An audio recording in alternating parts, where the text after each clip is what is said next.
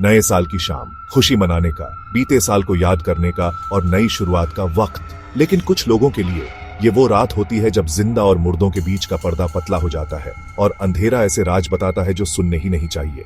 इस नए साल की शाम, जब आतिशबाजी से आसमान जगमगा रहा था और हंसी की आवाजें गूंज रही थीं, 3 खौफनाक कहानियां सामने आईं, हर एक उन डरावनी चीजों का सबूत जो अंधेरे में छिपी रहती है। पहली कहानी हमें एक शांत से इलाके में ले जाती है, जहां अमित नाम का एक लड़का अपने दोस्तों के घर की देखभाल कर रहा था। रात की पार्टी का जोश हवा में था, लेकिन जैसे जैसे घंटे बीतते गए, अमित पर एक अजीब बेचैनी छा गई। घर, जो आमतौर पर उसके दोस्तों की आवाजों से गुलजार रहता था, भयानक रूप से खामोश लग रहा था। सिर्फ दालान में दादाजी की पुरानी घड़ी की टिक टिक की आवाज आ रही थी। जैसे ही दूर से पहली आतिशबाजी की आवाज आई, दरवाजे पर जोरदार दस्तक ने अमित के अंदर डर की एक लहर दौड़ा दी। इस देर रात, जश्न की रात में कौन आ सकता है? उसका दिल जोर से धड़क रहा था जैसे ही वो दरवाजे के पास पहुंचा। उसका हाथ कांप रहा था जैसे ही उसने हैंडल पकड़ा। दरवाजे के दूसरी तरफ एक औरत खड़ी थी जिसे उसने पहले कभी नहीं देखा था। लंबी और पतली, तेज नीली आंखों वाली, उसने अमित को एक प्यारी सी मुस्कान दी। हेलो, उसने कहा। उसकी आवाज रेशम जैसी मुलायम थी। क्या राहुल घर पर है? मैं उसकी गर्लफ्रेंड हूं, माया। अमित हैरान रह गया।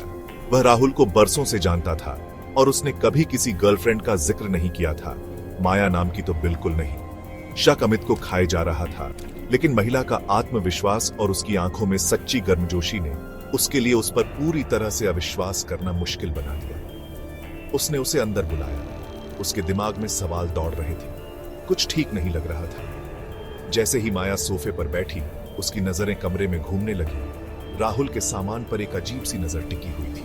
अमित ने राहुल को फोन करने का फैसला किया।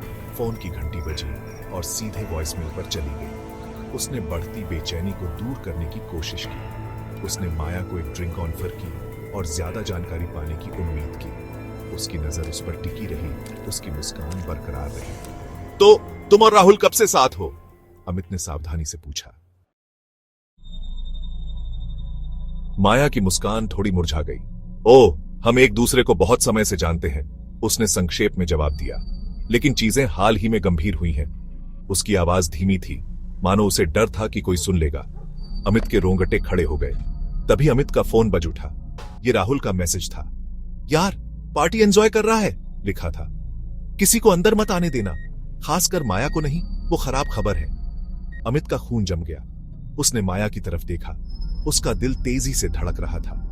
वो उसे घूर रही थी। उसकी आंखें सिकुड़ी हुई थीं। सब ठीक तो है? उसने पूछा। उसकी आवाज धोखे से शांत थी। अमित का दिमाग तेजी से चल रहा था। एक योजना बनाने की कोशिश कर रहा था। वह उसे यह नहीं बता सकता था कि उसे उस पर शक है। हाँ, सब ठीक है, उसने हकलाते हुए कहा, एक बनावटी मुस्कान के साथ। इसी दौरान शहर के दूसरी तरफ दहशत की एक और कहानी सामने आ रही थी। एक पुराने जमाने के बंगले में दोस्तों का एक ग्रुप नए साल का जश्न मनाने के लिए इकट्ठा हुआ था।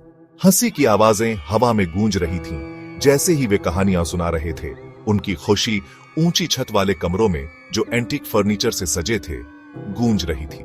उनमें से रिया थी, जिसकी आंखें उत्साह से चमक रही थीं, जैसे ही वह अपने दोस्तों को एक मजेदार किस्सा सुना रही थी। जैसे ही घड़ी में 12 बजे उन्होंने अपने गिलास उठाए, उनकी चीयर्स बाहर आतिशबाजी की आवाज में डूब गई। लेकिन इस खुशी के बीच एक अजीब सी आवाज हवा में गूंज उठी। एक धीमी, लयबद्ध आवाज जो दालान के आखिर में बेसमेंट के दरवाजे से आ रही थी। कमरे में सन्नाटा छा गया। जैसे ही सबने आवाज के स्रोत की तरफ देखा, आवाज जारी रही।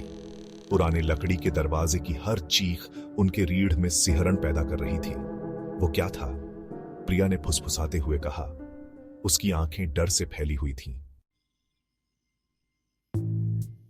वापस राहुल के घर पर माहौल तनाव से भरा था।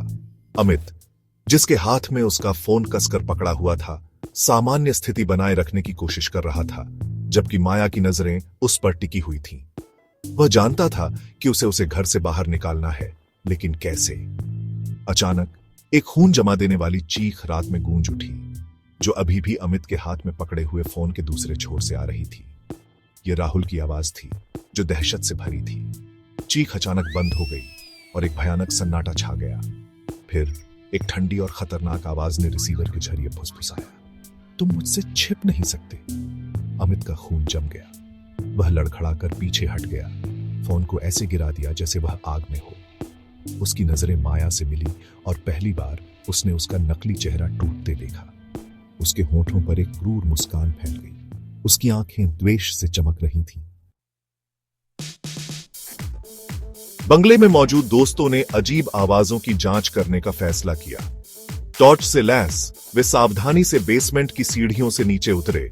उनके दिल डर और उत्सुकता के मिश्रण से धड़क रहे थे। जैसे जैसे वे नीचे उतरते गए, हवा भारी और ठंडी होती गई। गीली मिट्टी की पुरानी सी गंध उनके नथुनों में भर गई। सीढ़ियों के नीचे उन्हें एक पुरानी हिलती कुर्सी मिली, जिसका लकड़ी का फ्रेम उम्र के साथ चिकना हो गया था और वह हिल रही थी, आगे पीछे हिल रही थी जैसे किसी अनदेखे हाथ से धकेली जा रही हो।